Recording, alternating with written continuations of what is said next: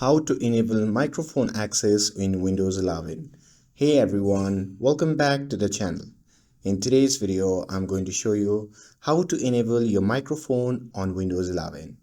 So now without further ado, let's get started. So first thing first, go down to the search bar at the bottom of your screen and type in microphone. And after typing, you should see microphone privacy settings popping up.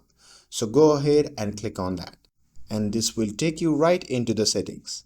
Now here, look for where it says microphone access. And in my case, as you can see, it is already turned on, but if it is turned off, go ahead and switch it on. And you will notice that once it's enabled, a bunch of apps will be allowed to use your mic, except for the ones that are still toggled off. So you can scroll through and turn on microphone access for any apps you plan on using, and that's it. Now your mic should be good to go.